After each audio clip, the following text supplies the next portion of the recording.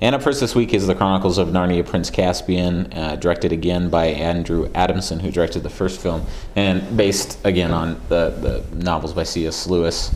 And it's been a year for the Pevensey kids who returned to England, and a magical subway tube opens up and they return to Narnia, but it's been 1300 several hundred years since their departure, and their kingdom has fallen into ruins, and the humans from across the sea, were apparently all Italian, the Telmarines, have invaded Narnia and pushed all of the mythical folk into hiding, and they have to reclaim their kingdom and everything. And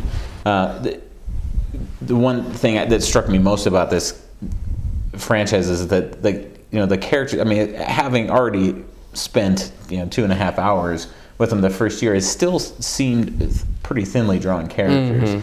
The four kids. I mean, they don't seem to have eased into their role any, and they don't seem like fleshed out characters. No. Well, I mean, especially at the female characters in this, they're more there just because they were in the original books, because neither one of them really did a lot as far as the story is concerned, whereas the two brothers, High King Peter and the younger sibling, both have I don't want to say substantial roles, but the older one is just a stereotype.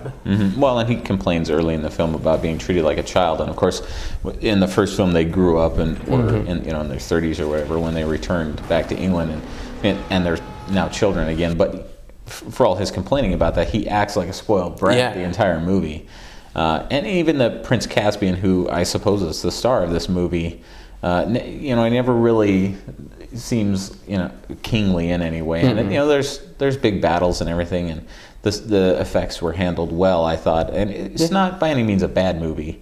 I think my biggest complaint about it would be that the books are written as Christian allegory, and that's fine. I don't particularly have a problem with that. It's just that when the movie becomes didactic, it really, the narrative halts, and it just becomes like a little Sunday school lesson, and they don't really flow with the rest of the movie. No, and really, I mean, I think the Christian theme of these is lost throughout most of the film. And it's, to still have that in there, it really is, kind of dotted on there like big red marks. Yeah. Well, I mean, if they're not going to stick with it through the whole movie, then it doesn't serve it by stopping and inserting these little segments. But I mean, overall, it's a good movie. It's certainly a good family film. It's it's no Lord of the Rings, but neither were. But I mean, the books is the same type of thing. But yeah, I mean, I'll say see it. Yeah, I agree. And we'll be right back with our next review.